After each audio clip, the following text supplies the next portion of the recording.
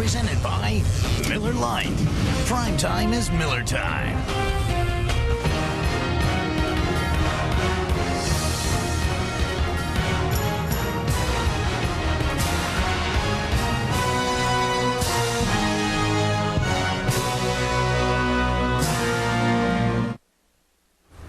Welcome to NFL Primetime Championship Sunday. I'm Chris Berman along with Tom Jackson, and we had similar plots going into this one.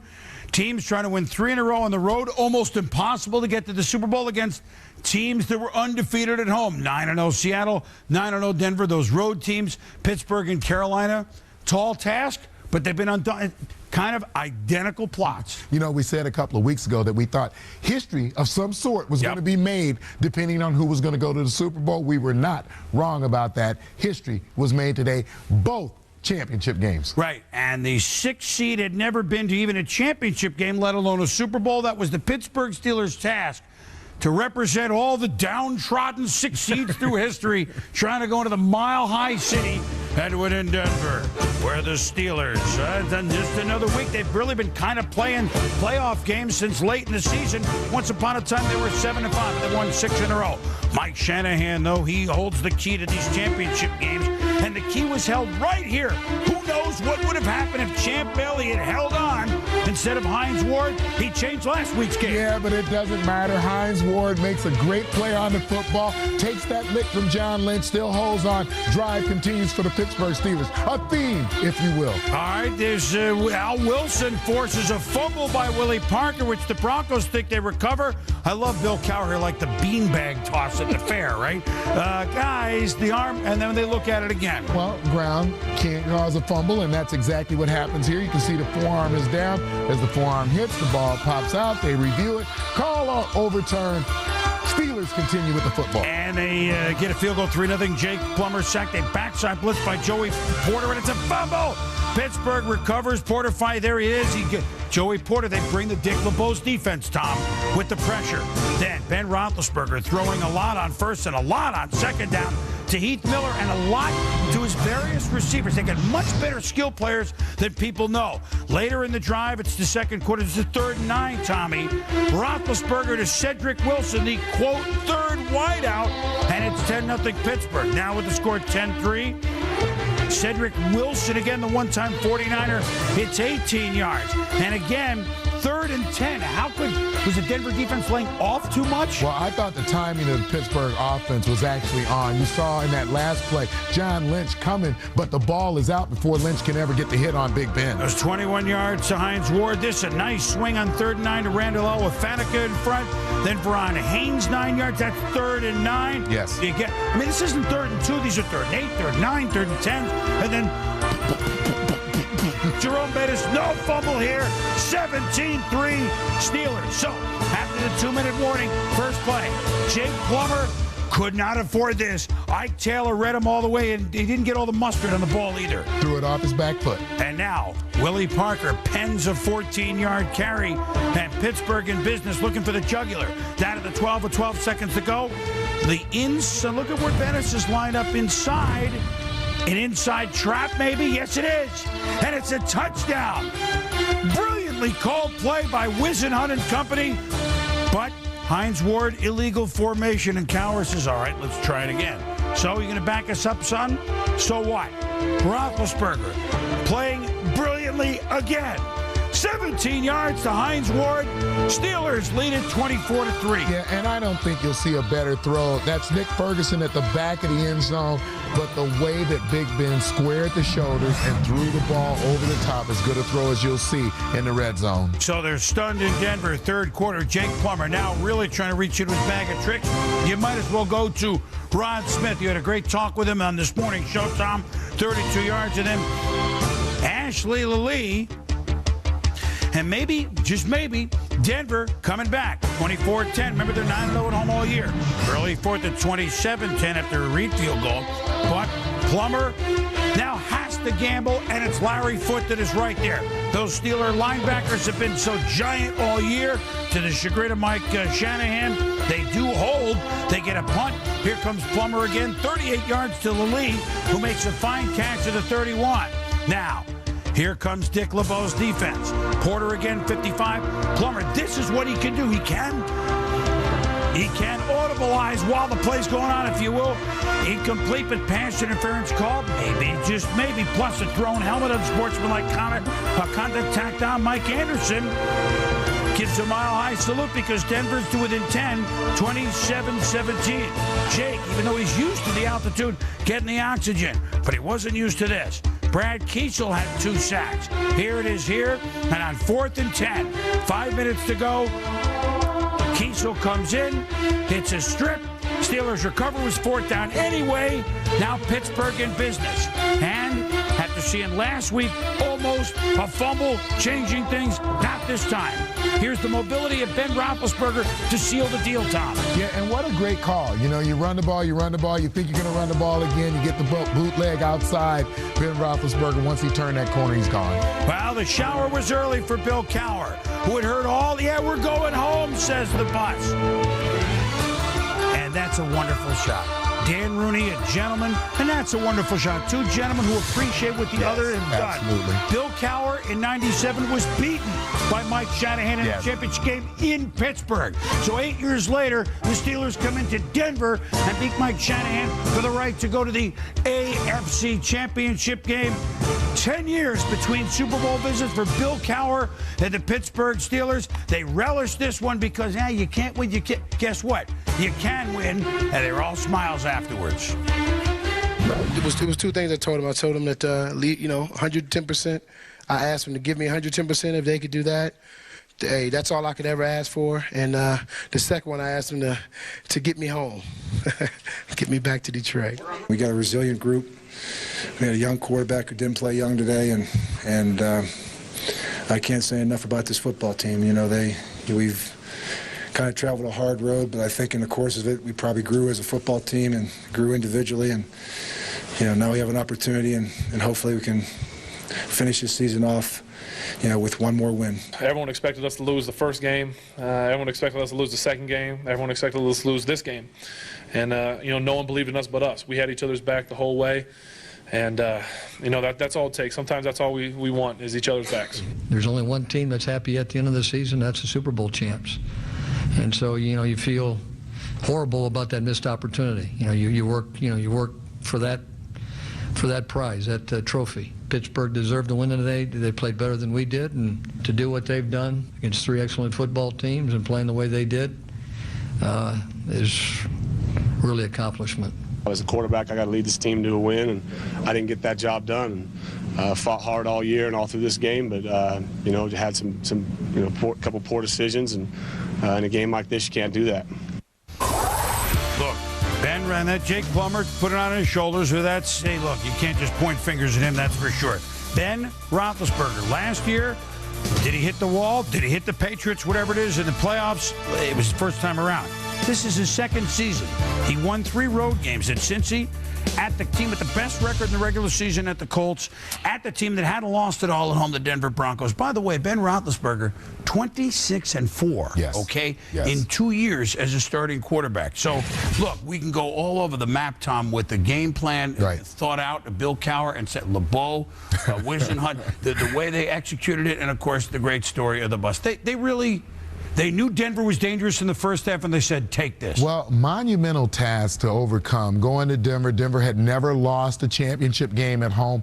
I think you begin with Ben Roethlisberger and his ability to throw the football. And think about Bill Cowher's history. We're a run-first football team, but now he has complete faith in his quarterback, so he has great balance with this football team. And that added dimension that Ben has of being able to move and having those mirrors on his back so he knows where that rush is coming from and knowing where the exit doors are. That's something that's instinctive, and you cannot teach it. And then defensively, boy, do they swarm. And I thought they took the Broncos, just like the Colts. They took them out of the game within a quarter and a half of football. You were back on your heels. The fans are sitting on their hands, and it is done. And you're just fighting to survive, and you're the home team. So this is a special football team, and they are going to be hard to beat in the Super Bowl in Detroit. 86 points in 3 games on the road. In the playoffs. And so for the first time ever, the 6th seed the Pittsburgh Steelers is heading to the Super Bowl, and a congratulations to the Denver Broncos, who had a wonderful season. Absolutely. But absolutely. You heard Mike Shanahan say it, on this day, there's no question. They were the better team. Pittsburgh was a better team, and they're headed to the Super Bowl with all those terrible towels. Not a long drive to Detroit from Pittsburgh either. When we return, the NFC Championship game. Could Carolina win again on the road, or would Seattle show why they were undefeated at home, and would the MVP be that? Miller. There's good enough, and there's better than it has to be. Miller. Good call. And in part by McDonald's. So, Pittsburgh did it on the road. Could Carolina do it on the road? Impressive playoff wins at the Giants and at Chicago. And now they found themselves at Seattle. 9-0 at home with the MVP in the league, albeit coming off a concussion, Sean Alexander. Could they make it 10-0 in the Great Pacific Northwest? And you know what? They knew it was special because it didn't really rain today, Tom. I mean, it didn't rain the day after they won that playoff game last week for the first time since 1984. The first one, Steve Smith, has he been great?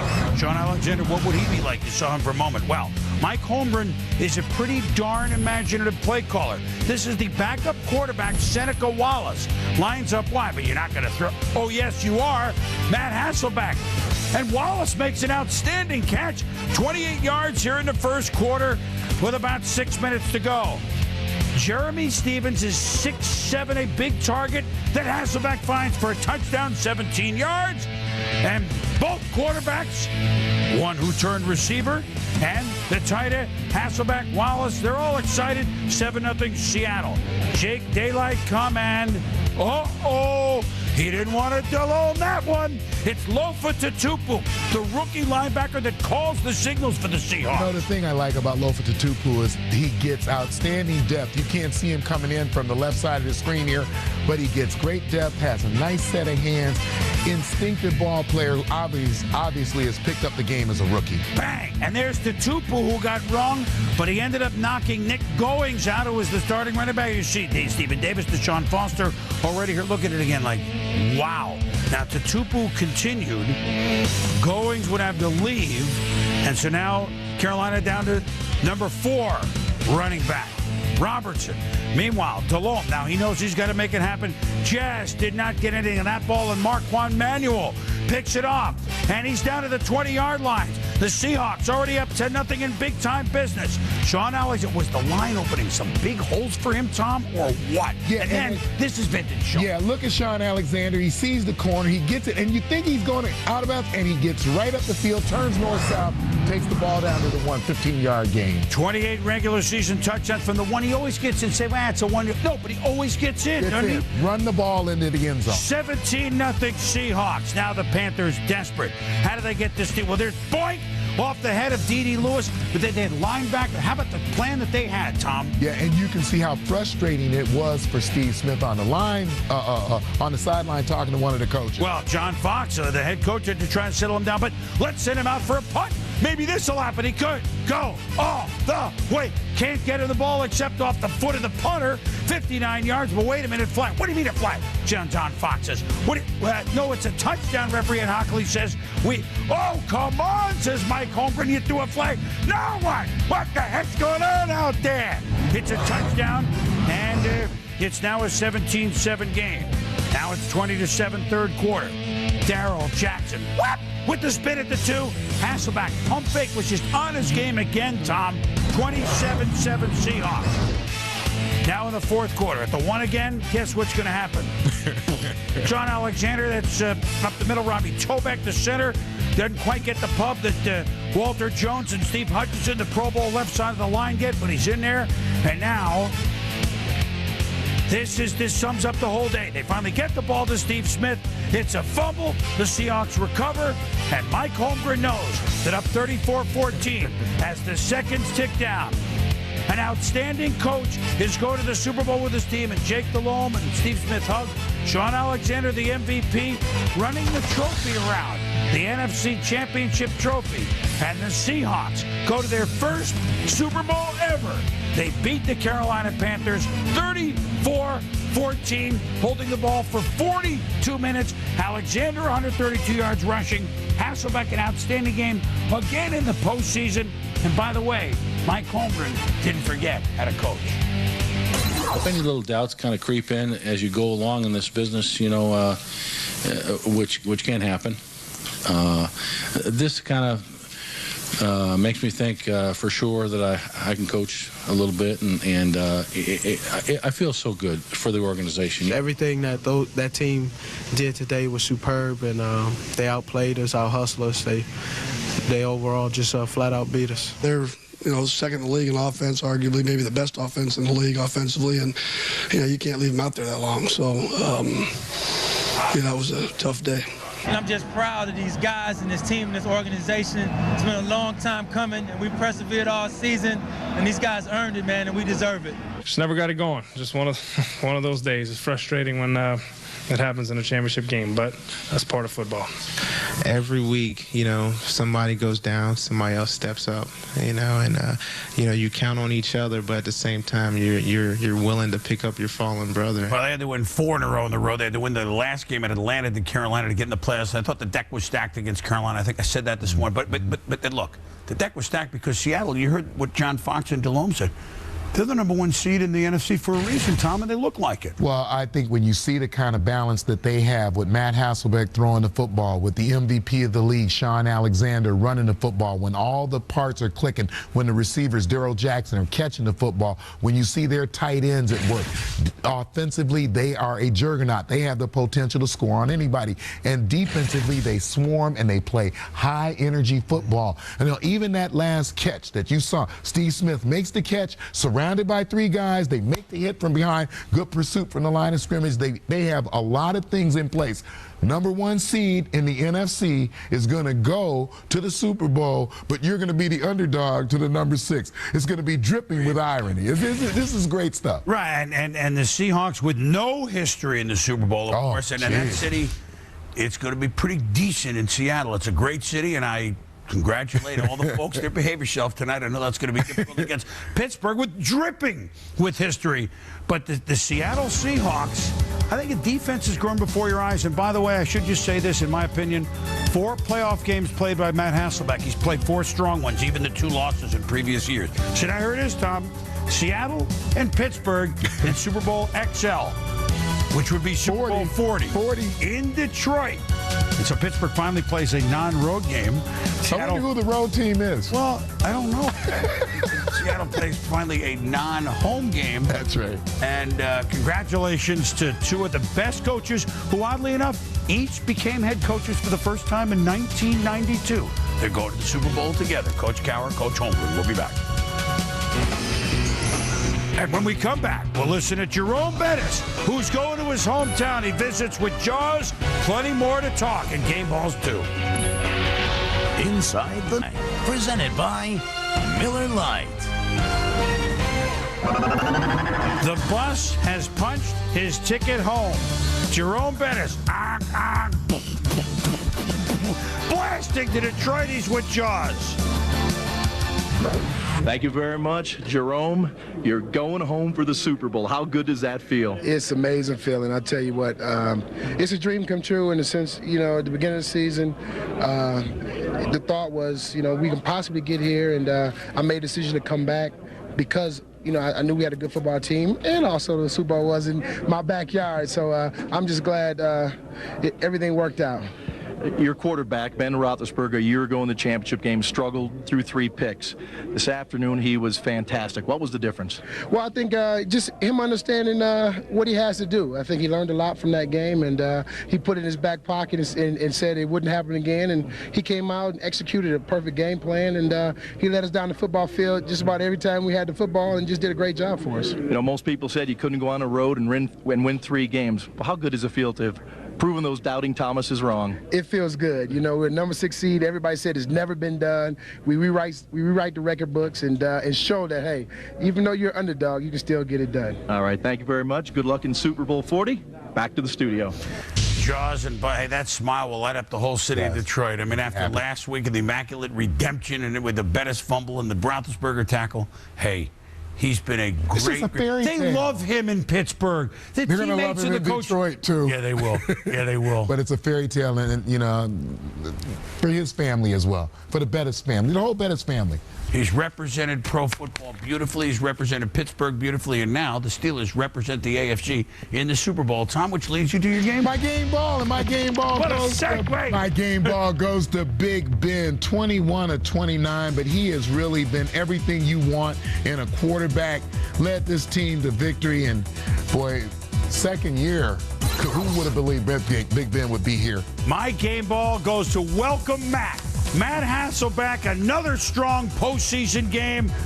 Total command, 20 of 28, clicking early, put the Seahawks out to a big lead. We'll talk the Super Bowl in a moment when we return on Primetime.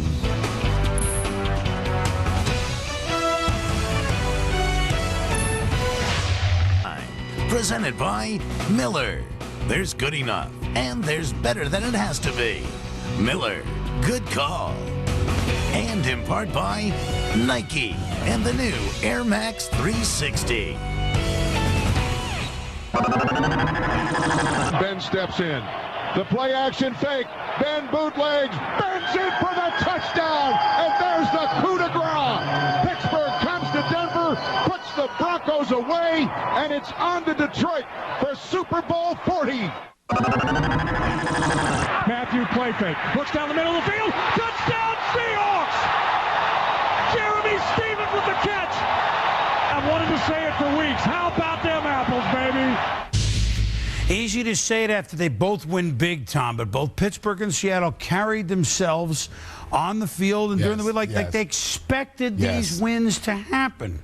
And you saw the result. Well, very confident football teams, outstanding quarterbacks, outstanding running games, solid defense, high energy, great coaches. This is going to be fun. It's going to be fun. We're going to be in Detroit. We're going to have some fun. Well, there's quarterbacks playing great. Defense. It's going to be an outstanding Super Bowl 40. Congrats to the Seahawks and the Steelers. For Tom Jackson, I'm Chris Berman. ABC Super Bowl coverage begins 2:30 Super Bowl Sunday.